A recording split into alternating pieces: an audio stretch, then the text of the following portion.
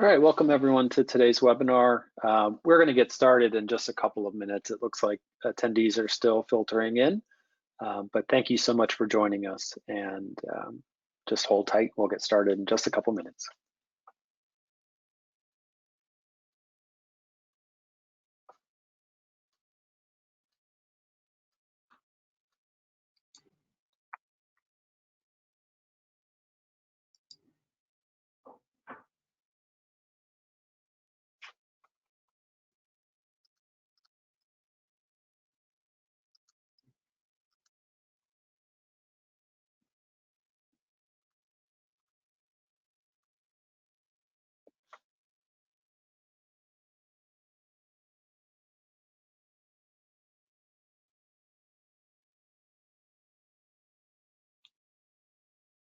All right, looks like people have started to join. We've got most everyone in. We're going to go ahead and get started. Thank you all so much for joining us today for the webinar. We're going to be covering maintaining classroom connections and supporting teachers while they're at home. My name is Winston Chenery. I'm the Senior Marketing Director here at Teachstone, and I'm joined by two of my most favorite colleagues, Becky Danis and Margaret Gardner. Becky, if you could move to the next slide, we'll go over just a few housekeeping notes. So a couple of things just I want to cover before we get into the content. We will be sending out certificates of attendance for today's webinar. We often get asked if that's something that we'll do. You'll receive an automated email tomorrow, a day after this webinar, that will contain that certificate of completion. If you have any feedback for us, if you're having audio issues or want to chat with us in any way, feel free to use the questions panel on the right. We can see all of those submissions.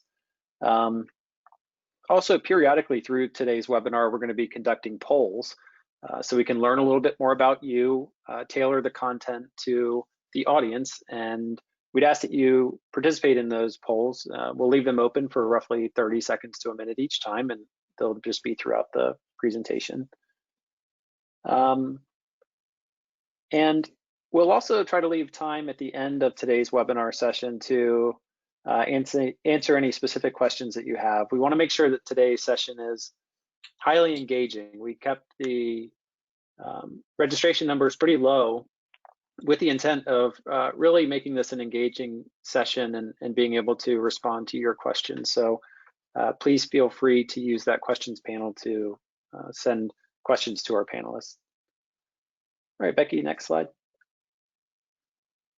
So today's agenda, we're going to go through some quick introductions.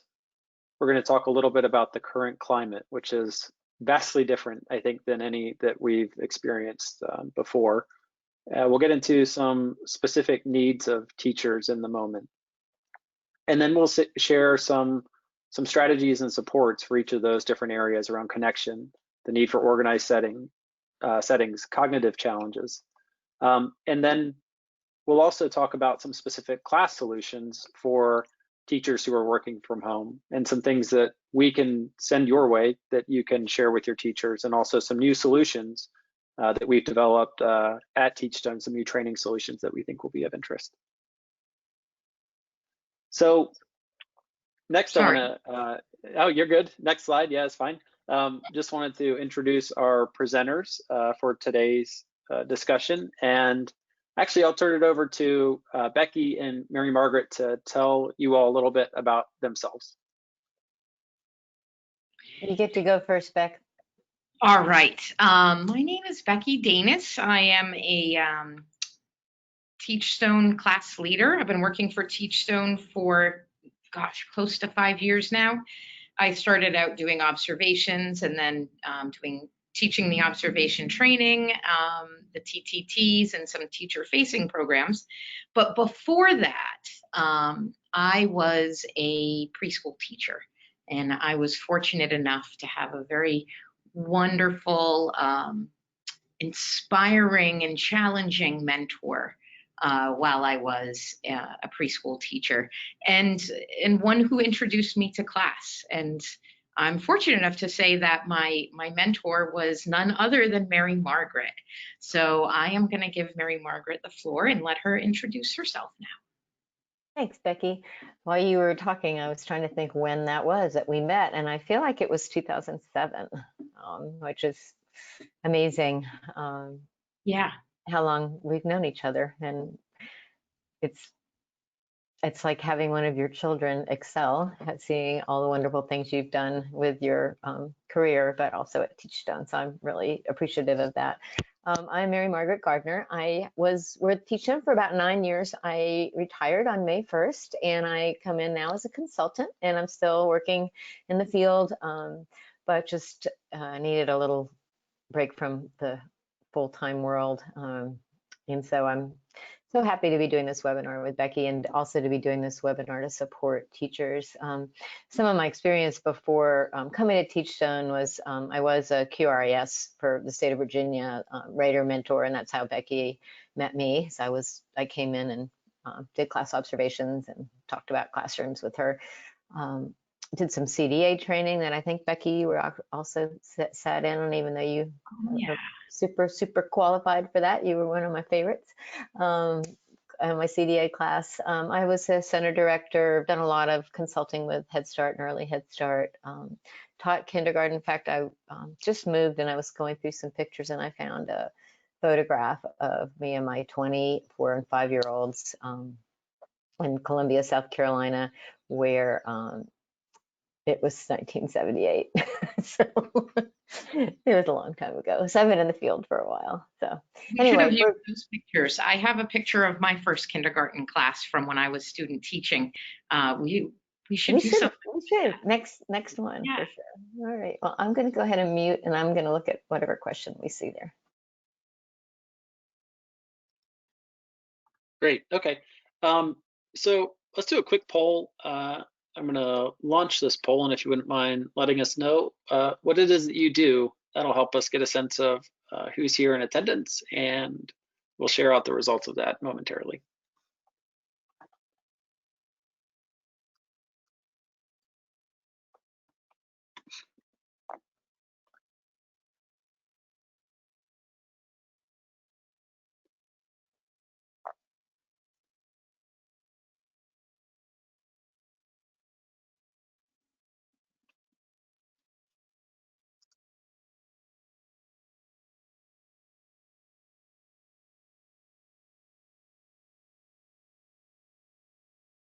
All right, we're about 2/3 have voted so far. We're going to give this just another few seconds.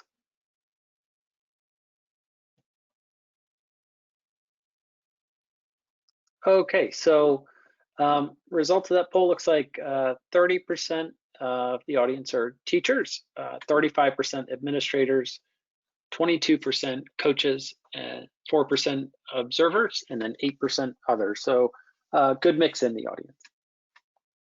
That is wonderful. It is like a pretty even mix, which is great. Looking forward to being able to meet everybody's goals here. I can't wait to find out what the others are, but maybe I can put that in the question box. I'm curious. Yeah, I'm curious too. Yep, we had somebody submit in the questions box. There were other after school and summer program coordinator. Okay. Yeah, I was an after school director. I had 125 kids from 6 to 12. And that was a very interesting time, I'll say, as diplomatically as possible. I also did my time in an after school program as well. Great, Becky, you can move forward to the next slide, and we'll go through just a little bit about who Teachstone is. And Mary Margaret, I'll let you go through this. Thanks. I even unmuted myself. How about that? So Teachstone is an educational company, and we are based in Charlottesville, Virginia. But actually almost 100% of us are now working remotely with the COVID-19. But about 50% of the group work in and around Charlottesville. I live in Crozet, Virginia, which is west of Charlottesville, a few miles. And Winston and Becky actually work live nearby as well, but a lot of our staff live all over the country. We are focused on ensuring that all students have access to life-changing teachers, and we want to really capture that spark of what makes a teacher come into the field in the first place, and reignite that spark, and make that joyful learning a part of not just the children's days, but the teacher's day as well. And we work with educators in all 50 states and around the globe. And I believe the last time I checked, we were in 43 countries. And we are publishers of the class observation system. Go ahead, Becky, to the next slide, please. Thank you. So another poll. Winston, I'm going to let you take this. Yep, great. So we mentioned class, and we are always interested to know how familiar folks are with class. And so I'm going to launch a quick poll, and if you could just let us know a little bit about how familiar you are with class, that will help us as we're working through the rest of the content to give us some sense of how familiar you are with class and what that is. And don't worry if you're not familiar with class, that's totally fine. We'll give a quick overview of what that is, and I think the concepts are easily understandable, and we won't get way too in the weeds with class terminology for this webinar. All right, so we're gonna give about 20 or 30 more seconds here.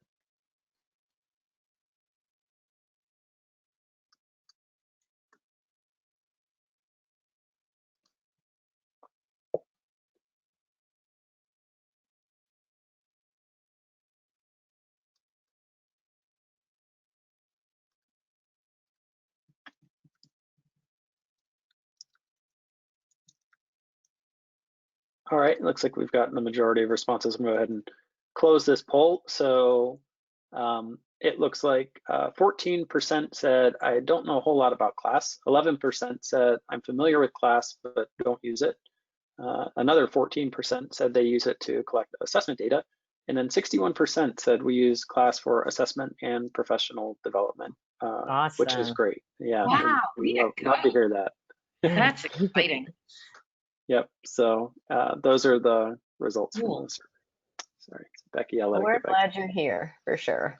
I have to say that the class definitely changed my view of how I coached and how I even thought about classrooms when I was introduced to it in 2006. Having been in the field forever, as you probably surmised, it was the one thing that I thought could really make a difference. And I know, Becky, that you, when you were coaching, you know, you saw some really huge changes with teachers and how they grew because of the class. And so I'm so excited that there's so many of you are familiar, and that there's and that the rest of you are here to learn more. So thanks for being here. Yeah, one thing that I really, I feel like I feel so, I'm just going to say it, I feel like a dork when I say it, but when I'm doing observation trainings, I tell people that, you know, I really feel like class is giving us an opportunity to really change the world for in great ways for kids. And so I'm really glad that so many people are here kind of sharing that sentiment with us today. Yep, so we can move forward to the next slide. And then for those folks who are not familiar with class, I think Mary Margaret, if you want to give kind of a quick rundown of what class is. So it's an acronym for the Classroom Assessment Scoring System. It is a leading system for measuring and improving teaching quality. So we look at interactions. We look at what is going on moment to moment throughout the day between teachers and children and children and children. And we look at, on a scale of 1 to 7, we look to see the effectiveness of it. And that, with that baseline data that we use, we align this measurement with professional development. And then we can go back and see if our professional development was indeed successful by doing the class evaluation again. It is the most highly researched tool of its kind, and it's been proven effective in over 200 research studies, and that does include other countries. So if you're interested, we'll be talking to you a little bit more about finding out more about the class. But I, like Becky said, she's a dork and I'm a geek. I get so excited about the potential for the class, and honestly have seen it change not only the lives of children, but lives of teachers as well. Can I say one thing really quickly about that third point there, Mary Margaret, about the aligning with the professional development with teaching and learning gains? Is that we know that schools and teachers have limited resources of time, as well as financial resources. And the thing that's really great about I think about class is that it helps teachers and admin make informed choices about how to use those limited resources. Good point, Becky.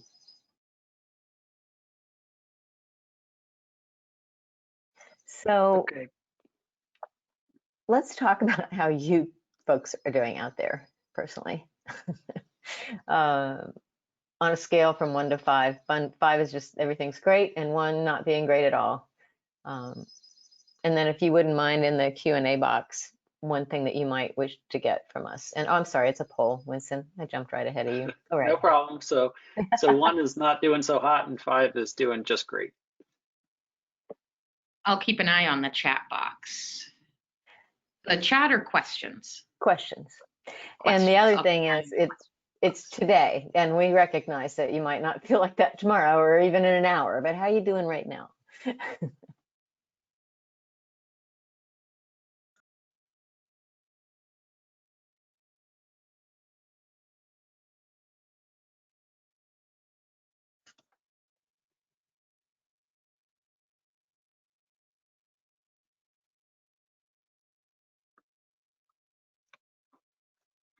All right, just give a few more seconds for people to vote.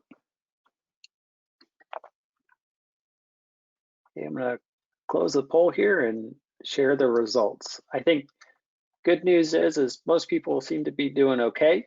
I think not too surprisingly, 18% are saying they're doing really, really great. I think most of us are kind of feeling somewhere in the middle there, but those are kind of the results. Thanks, Winston. And then if you wouldn't mind going into the question box and anything that you specifically are looking for today, we'll try to make sure that we can try to hit on that as much as possible. And we will be answering questions as we go, as we see them, and then there'll be time for questions at the end. And we can go ahead and just power through the next slide. Yep, and I can read out some of these. Oh yeah, go ahead, because I'm not seeing them. Sure. Yeah, so people are interested in how to help teachers at home, how to help improve teacher performance during this time, not at the expense of teacher mental well-being, but all while maintaining workplace expectations. That is a tough balance to strike. I'm hoping for ideas to keep up the spirits of staff, students, and families after such a long time at home. Ways to support teachers that I coach, supporting teachers without stressing them out. This person's asking for resources that can be used to support teachers while they're at home. So we will definitely touch on that. This is great because this is how we designed this webinar. So I'm feeling pretty good about it. Well, Becky did it, so I'm not gonna lie. All right. I'll take it. We works well enough for me. Yeah. Yep. And then just a couple others, how to support teachers. So much uncertainty is how it will look for classroom and staff when our center reopens. Training and supporting staff is what the question is for those who are in a leadership role. How can we keep staff motivated and engaged in the virtual environment? I think that's really at the crux of the issue here.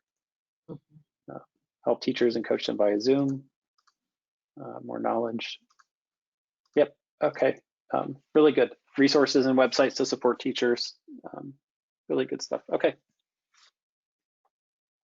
Great. Thank you all for those inputs. We really appreciate it. I think this is still you, Winston. Yeah, so just in the questions panel too, if you could just tell us, like, what is the current climate in your state? And by that we mean, how are things in your part of the country or your part of the world?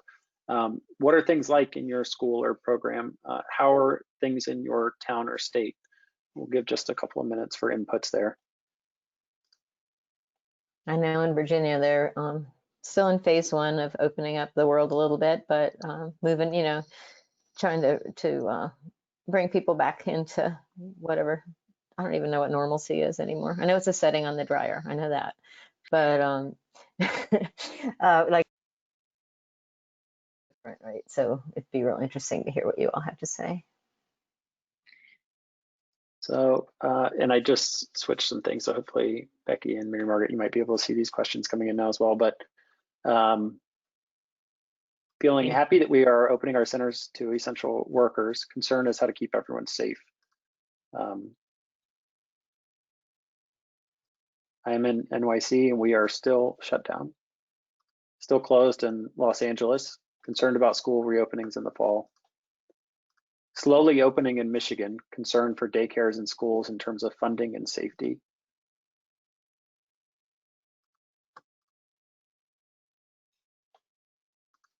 Second phase, West Virginia, things are beginning to get back in business. Many centers begin to open, but with limitation. Los Angeles County not opening yet in terms of schools. Opening up phase 1 on June 8th. DC is starting to reopen Monday. Teachers working remotely from home. This is New York phase 1, sending lesson plans weekly. Ed packets out every other week. No idea on end date for the summer how to reopen this fall. This person's feeling scared, unrest, confused, still under stay-at-home order, and our parents and teachers cannot wait when we open. We are all sick of staying at home. I live in Rhode Island, work in Massachusetts. Both states are in different places as far as phases. Makes it a little more difficult to figure out where to go. Yeah, Philadelphia, stay-at-home order, slowly opening in Minnesota. So yeah, I think that this is the challenge, is that so many different states are in different states of flux, and there's just so much uncertainty in the moment. I know, and it seems to change. You know, I just had to stop watching the news all the time because it's crazy making. And I worry in Virginia, they're getting ready to, well, some of the centers have been open, not that many. And there's some real concern whether or not childcare is going to open back up. And, you know, what happens when people go back to work and there's nowhere to keep their children? And how do you, you know, right now in Virginia, there's only 10 humans allowed in a classroom, including the teachers. So you know, how do you manage that in terms of fees for parents and trying to make ends meet if you're actually trying to run a center? So there's so many things involved. And then the children are supposed to be socially distant. So I'm not sure how you explain that to toddlers. Yeah, that'd be hard to convince an 18-month-old of. Yeah, I'm having a hard time with socially distancing when I see people that I want to hug too. Yeah, that's hard enough for me. And I have some self-regulation. Yeah, for sure. All right, thanks, Winston. Let's go ahead and go to the next slide, Becky. Whoop. Well, so I want to speak to this a little bit about, you know, a lot of us on March, whatever it was, 18th, walked out of our classrooms, did not know that we weren't going back. And I can just imagine what it would feel like to go back into your classroom in August or whenever, to go back in and there's going to be a sense of loss and there's going to be a sense of grief. You know, you've been with humans, little humans and older humans, you know, a lot. And sometimes you're like, oh my God, if I can't just get a moment by myself, but all of a sudden you're by yourself and you're working from a computer or you're doing Zoom meetings, or my daughter is a nanny and she tries to Zoom with the kids that she nannies, and she's been doing that since February, and they're staying connected, but it's just not, it's not the same. But I'd like to reframe this just the tiniest bit, because this is a real opportunity, and an opportunity that we have probably never had in the field, which is time to reflect and time to think about your classroom and your coworkers and your children and your families, and think about the things that were going really well for you and things that were challenging for you, so that you can go back in and say, you know, at group time, I was always frustrated because I couldn't get the kids to listen. What could I do differently? So it's really that time to delve into what was going on in your day-to-day classroom life and think of possible solutions, or the things that were going well, how you could do that more often. I mean, it's also a way, and Becky will be talking about this as we go through the slides, about trying to stay connected with your coworkers and not lose sight of that. How many times do you get a chance to sit down and do really good planning with a coworker or a team in your center? Not very often. I don't know that the early childhood experience has changed all that much since I was a teacher, but I know, and a coach, but it was really hard. Sometimes Becky and I would sit, during nap time and talk about things, or, if you get one visit a month with a teacher, that it's really hard. But this is a time where, with all the new technology, we have this great opportunity to really build our practice and be reflective.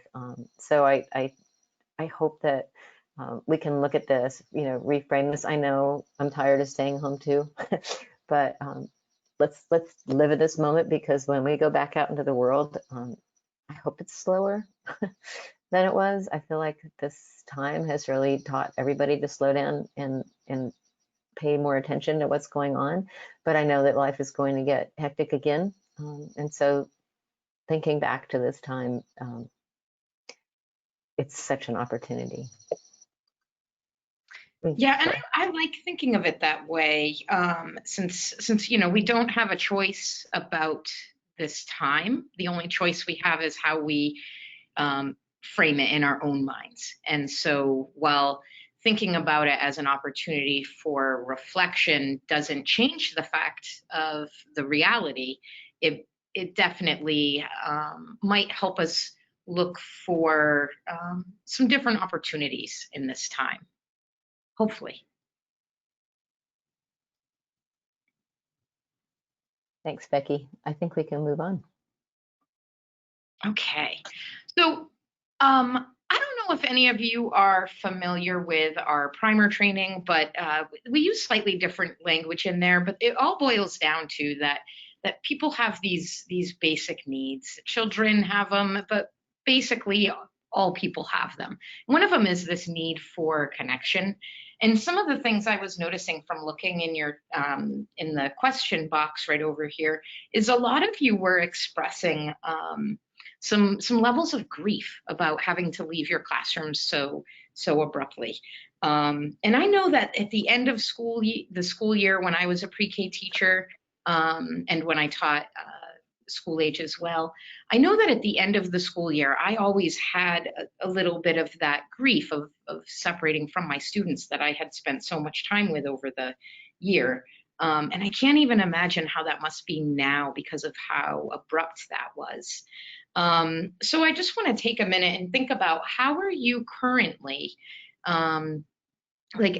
meeting your teachers' needs for connections, either with you as their staff, or thinking about how they're having that need for belonging together as a full teaching staff, or maybe, as Mary Margaret was sharing, how they're keeping those connections with students.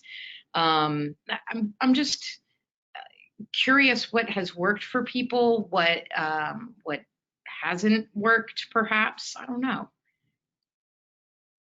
Mary Margaret, what are some things that your daughter has noticed that worked well about having a Zoom meeting with the kids that she's nannying? I'm curious about that. Yeah, it's funny because the mom wanted, Emily's my daughter's name, mom wanted,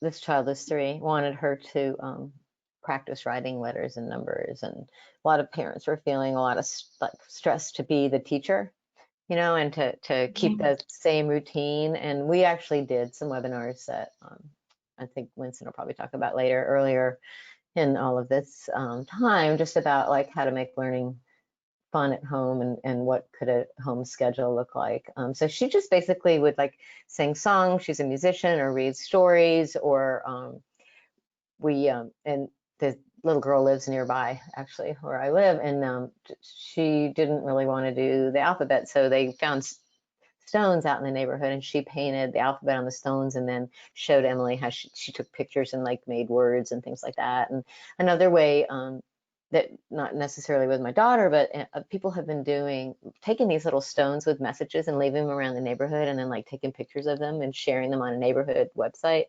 I saw something about that. Yeah, That looks so cute. And then I drove through my old neighborhood a few weeks ago, and the whole neighborhood had stuffed animals out in their front yard, like having tea parties, and people were able to drive by, or teachers are getting in cars and driving by and waving at their students. I know a lot of Head Starts they're making lunches for children, and the children can come pick them up. So there's really nice ways of those connections that I've found. I love how resilient and how resourceful humans are, and I'm seeing this more and more with that need for connection. But somebody had chatted in about the picture with the teacher sitting at the desk, and yeah, that was at the office, one of the offices at Teachstone a really long time ago. It just happens to be one of my favorite Teachstone people that I wanted to have a picture of her. But I mean, I'm sitting at my dining room table, with the dog on the porch, and I keep throwing the dog treats so that she doesn't bark, but she probably will.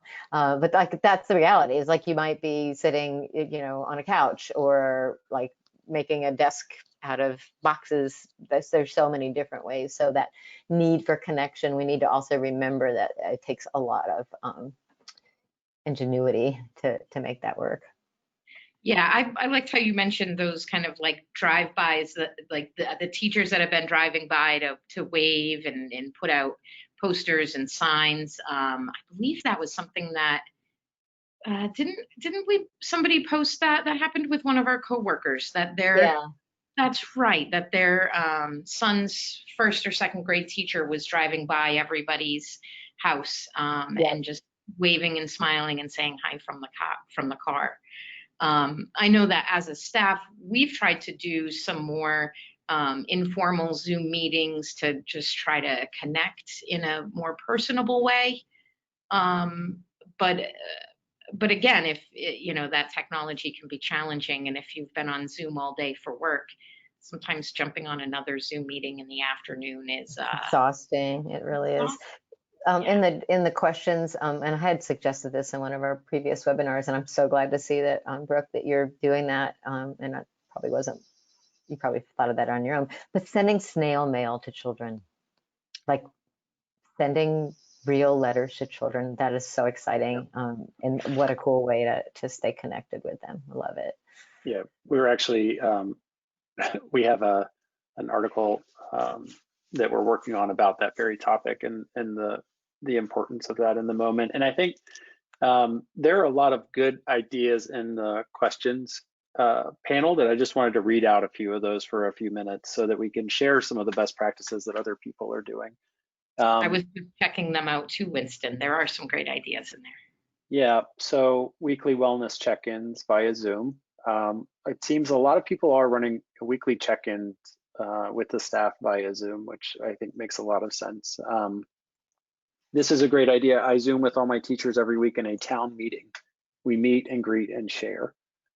So we found at Teachstone even that some of our internal meetings, that when we have that minute or the 5-10 minutes just to talk as humans and to rebuild those connections just in a very casual way, not necessarily related to work, but just as, to see someone's face and to talk about how things are going, that's really, really helpful.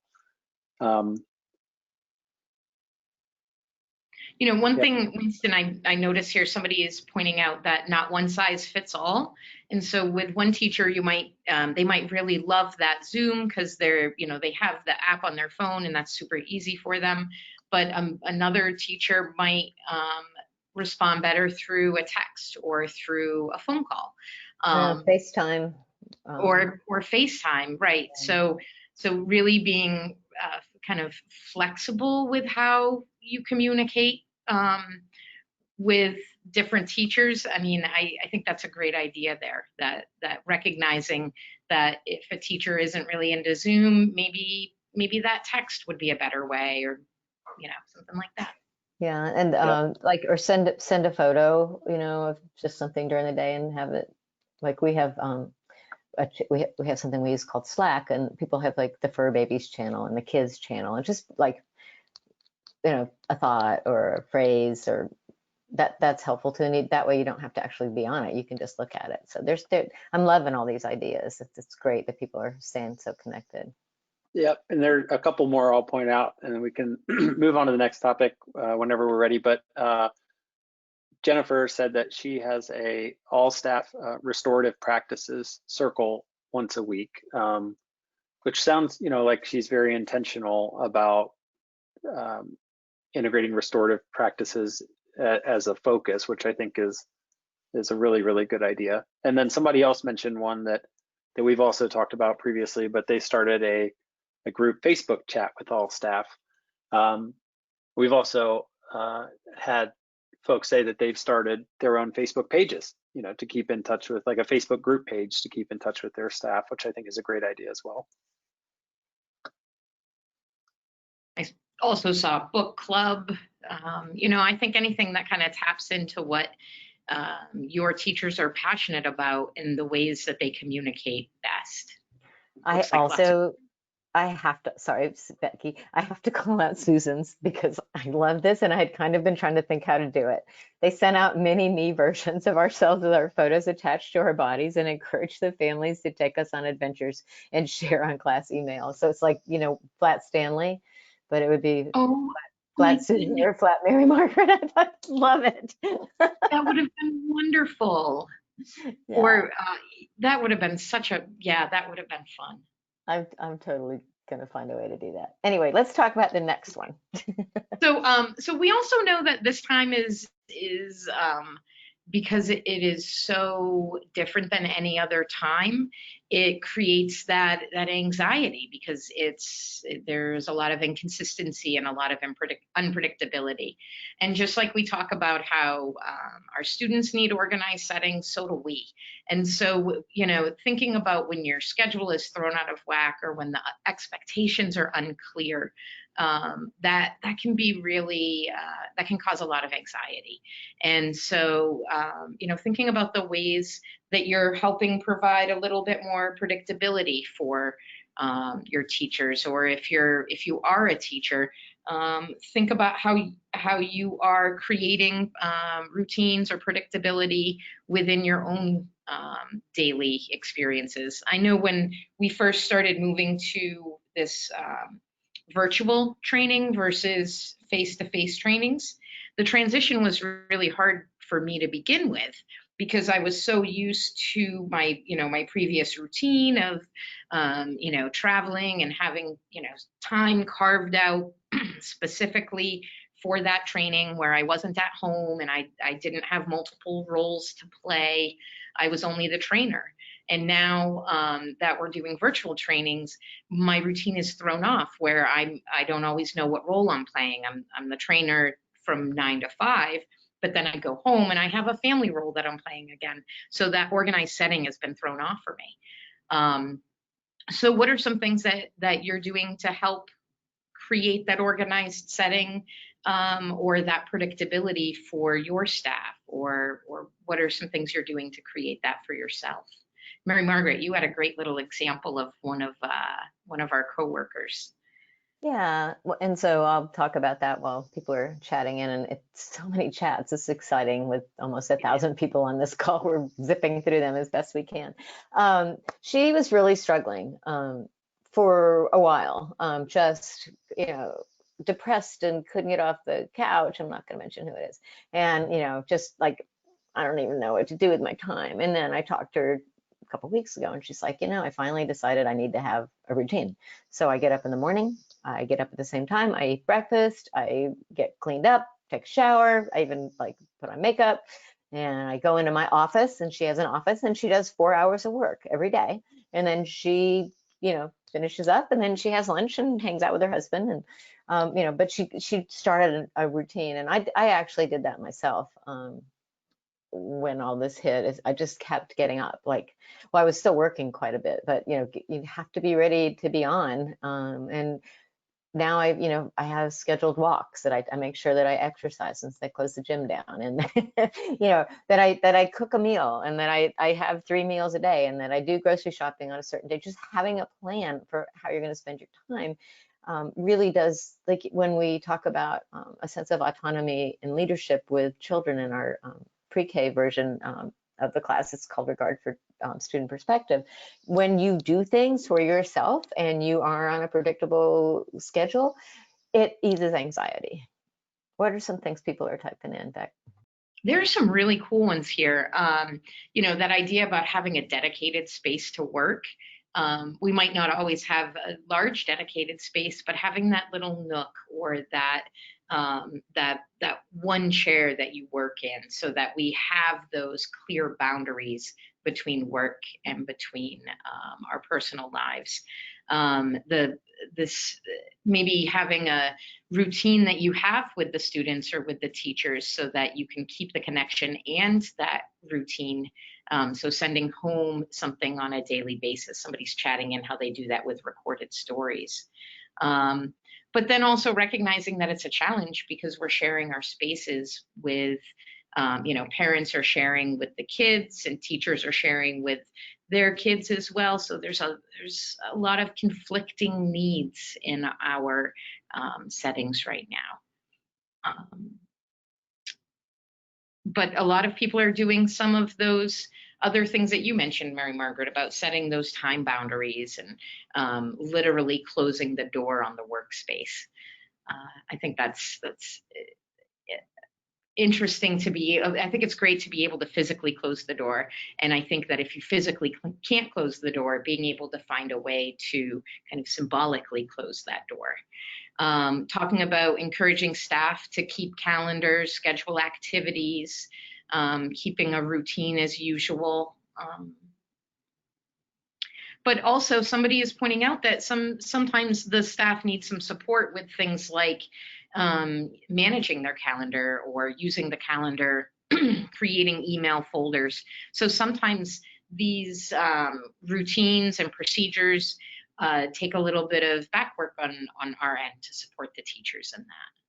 And I think, my friend was doing like a morning, 9 to 12 or whatever, but our lives are like, a lot of us are home with kids, right? So the kids are having to be schooled, or, we still have to cook the meals and we still have to work and all of these things. So maybe your productive time is at 9 o'clock at night. I mean, but the point is that you have some predictability and some flow to the day, because when we think about what we talk about for classrooms, right, you need to have some sort of predictable flow. It doesn't have to be at a certain time, but we want to make sure that we have active and quiet times, that we want to have times where, you're interacting with other people, and when you're interacting by yourself, and with yourself. Okay, whatever. Anyway. There's somebody chatted in the questions about creating a weekly calendar for staff and families, so that not only does your day have a flow, but your week has a flow too.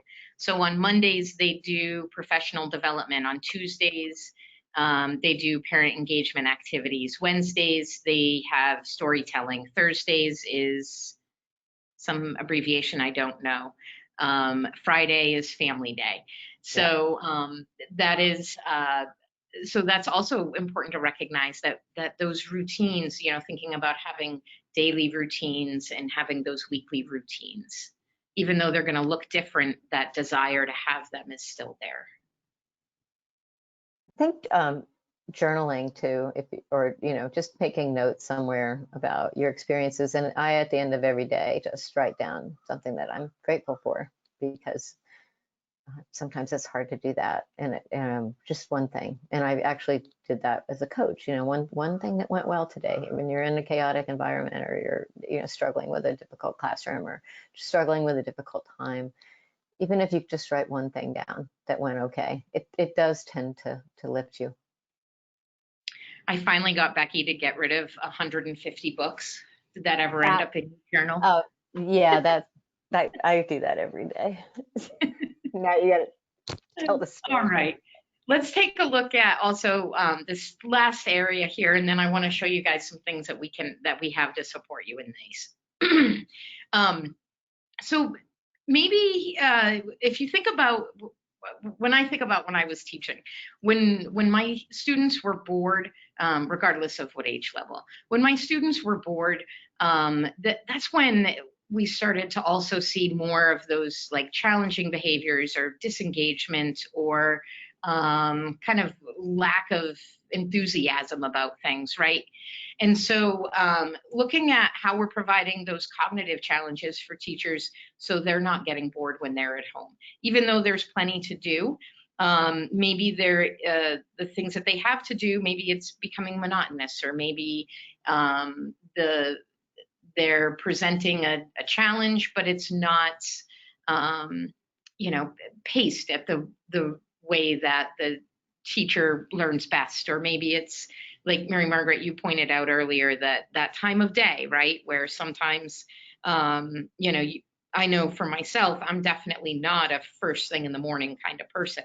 And so thinking about how can we help teachers with that need to be cognitively challenged while still meeting or being respectful of the fact that they are really, being pulled in a lot of different directions right now, given what's going on in their in everybody's, home lives and things like that.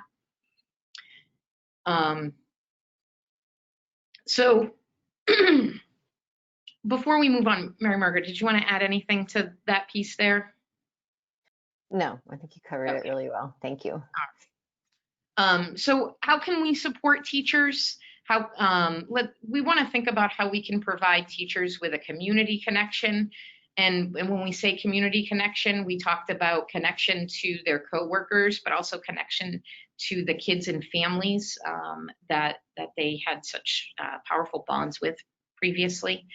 Looking at that emotional support and how we can keep teachers engaged with meaningful and quality professional development. So a couple of things that I just wanted to show. We have the class learning community. I'm not sure how many of you are familiar with that, but I wanted to just show a few things about the groups or discussions or resources that we have for teachers. I wanted to start off with showing you the administrator group that we have. And so we have a group in the class learning community that it focuses on entirely on administrator and leadership concerns and themes. And so I pulled up one of the discussions that happens to be active right now. And it's about somebody in New Orleans posted about the stay-at-home mandates. And so one thing that we have, one thing the class learning community does is it allows you to have conversations with people that share your role and share your interest. So there's a thread here or a conversation here of administrators who are talking about how they're handling reopening. So that could be a group or a discussion that maybe you could share kind of your plans or what your state is doing, or you could ask questions about what's working in other places. Another thread I want to share with you, or excuse me, discussion I want to share with you, is in our Class for Teachers group. So Mary Margaret pointed out that this is a great opportunity for us to be reflective. And so I found this thread that is this discussion that's quite old, but people respond to it every once in a while.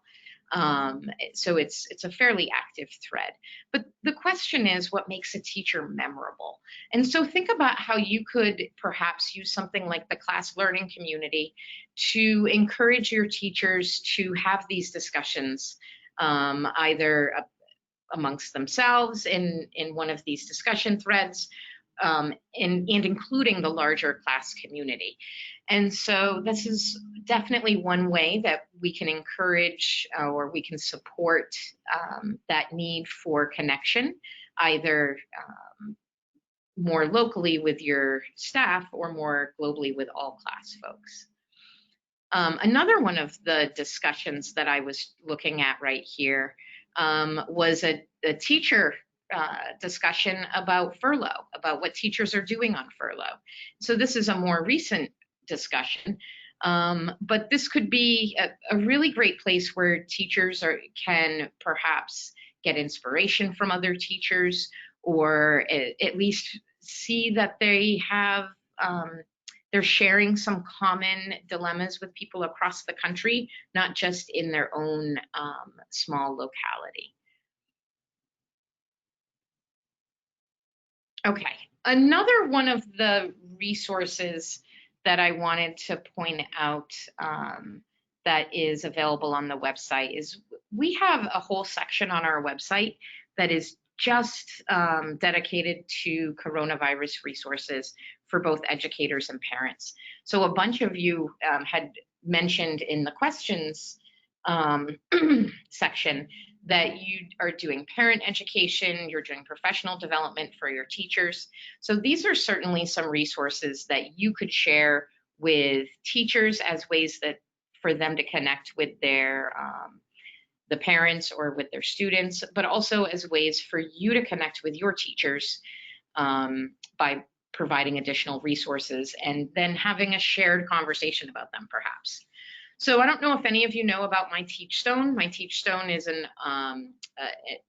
it's a collection of learning resources online, and it's quite extensive. We have PDFs, videos, online courses, and it's really quite comprehensive. And so one of the things that we've done, and I just wanted to bring your attention to this because I thought it was pretty cool, we are giving access to a lot of the resources during this time. So if you look on the screen, you'll see that there is a product key here listed for you, starting with 5LMQ. You want to go ahead and jot that down so that you can access some of our free My Teachstone learning resources, which are really cool. We also have a whole section of COVID-19 resources. If you look on the resources tab on our website and you just click on coronavirus resources, it brings up all these different resources. As you can see, we have webinars, videos, info sheets, research, just a lot of different things that can apply to a variety of learners, whether you work with teachers that love the technology and want to watch a webinar, or whether you work with teachers that would be more comfortable reading a PDF. Yep, and Becky, I'm going to jump in real quick, and we had one question about a couple of questions. So one was on the class learning community and if that's available and free to anyone, and it is. Awesome. So in the chat panel there, I've included a link to sign up for the class learning community. So that link is available for you there. And also we'll be sending out links to all of these resources after the webinar concludes. So don't feel like you need to jump in now. There are also some people asking for the product key. Again, the product key is actually listed on that resource page that I also just shared in the chat panel. So that's available there to access. So don't feel like you need to save that. And one other resource I'm going to share here in the chat panel is a link to a webinar that we just did a couple weeks ago, which I need to add to this resource section, but this is on strategies for teachers to support parent-child interactions at home. So this is specifically for teachers. And Mary Margaret and I and Sarah Haddon ran this webinar a few weeks ago. It was really well attended, and I think there was a ton of good information in there as well for teachers that the teachers can use and send along to the parents of their children at home. So just want to call out those resources as well. Awesome. Becky, sorry to jump in. Can you go back to my Teachstone for a sec? Sorry. Yeah. So one of the things you can do, and it's so awesome that you have these free resources, is if you've got a group of teachers as an administrator, or if you are like a team, if there are certain videos or courses or PDFs that you can look at and watch them separately and then come back and have a discussion. So it's almost like a book group, but you're discussing it. Like if you wanted to look at regard for child perspectives and you wanted to look at something like a learn about that, and have so that people can be offline looking at those things and then coming back and having that discussion. Or administrators can assign people different resources on there and then use that as a discussion. It's just one of the things I really like about my Teachstone. So I know I always wish that I had my Teachstone back when I was a coach. I mean, the functionality of it is pretty great. But again, I really wish I had that resource, because like you said, Mary Margaret, the ability for the coach and the teacher and the admin to be able to communicate through an online platform about the same exact resource just really adds power to that. And it adds, like when we were thinking about that connection or that organized setting or that cognitive challenge, it kind of does all of that. Like you have connection because you're talking about the same thing. So yeah, I agree. That is a really powerful resource. All right. So the last thing I wanted to talk about is the class foundations courses. And I'm going to go back one so that you guys can see. So the class foundations, we have 4 different courses that teachers can take to help improve their understanding and use of class. So I want to walk you through a little bit of the emotional support for pre-K teachers, because I want to show you some really cool things about it. One thing that's really great is that it gives you an estimated amount of time to complete. The teachers will receive CEUs for it. So anybody who's working towards that, we state that right up front. We're very clear with those learning objectives, so it really structures what teachers are going to be learning. It provides that a little bit of that structure, perhaps. However, it's really flexible. So I'm looking at this first course, the emotional support for pre-K teachers. Like I said, it's about a 6-hour course. And so I can take these different pieces of the course in any order that I want. And they're all made up of, they kind of talk about, they address different modalities. So if I take a quick look at the positive climate course, it sets up with the learning expectation, about how long this is going to take me to complete. And then it lets me know that I have unlimited attempts and that I haven't taken the quiz at the end, because all of them have a little quiz at the end. So I understand that our time is very short here, but I wanted to show you just a few things here. We use a lot of video in here so teachers can get anchored back in the classroom and really think about their practice and think about what, the classroom really looks like and sounds like and feels like. So that foundations course is, it really is flexible, but it allows teachers to work at their own rate, but still perhaps be on the same page as other teachers. So you can help with that need for connection, as well as cognitively challenging and giving them a little bit of structure to their day.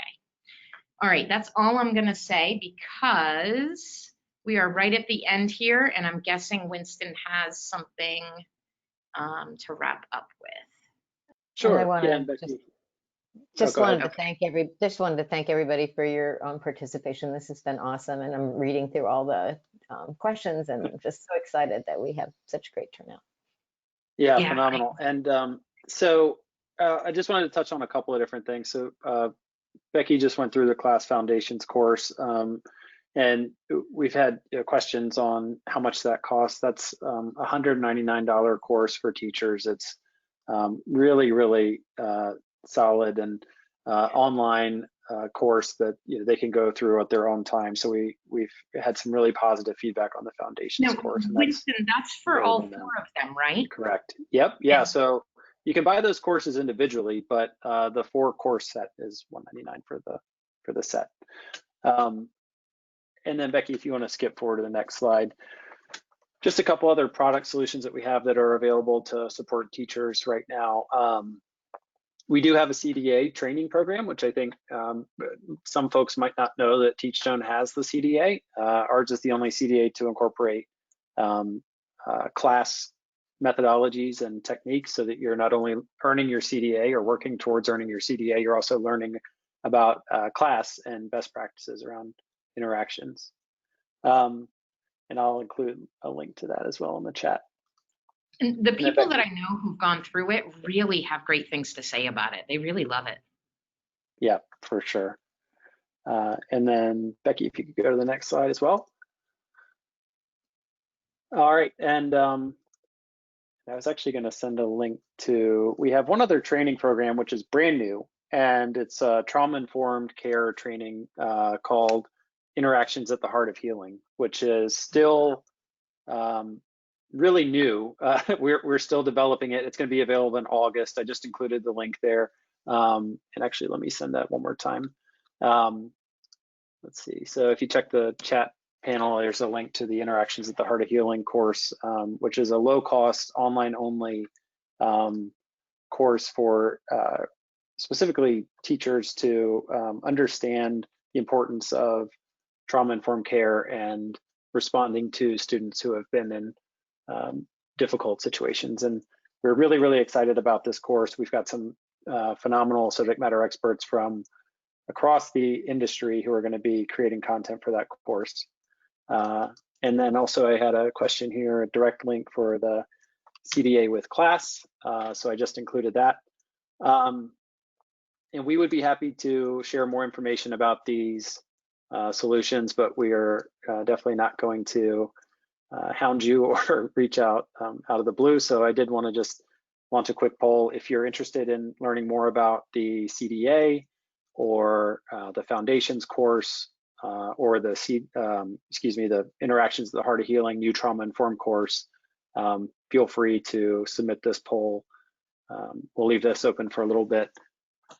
And I'll just mention too, the Trauma Informed course is really interesting. So it'll be a series of online courses, but also a transfer to practice facilitated webinar that we could do in addition to that course. So you could send your teachers through the course, and then we could also do a live facilitated webinar to talk about how to implement those new learnings into practice. Another item that we're developing, we've got some tools and some physical goods that we sell in an instructional support kit. We're doing the same for emotional support. So we're building a set of tools that you can use in the classroom to help with the emotional support domain as part of this trauma-informed offering. Winston, that's going to be about helping children recognize and manage their big feelings. And I'm really excited to be working on that project. So that should be coming out soon. I'm really excited about that too. That sounds fabulous and really great timing, honestly.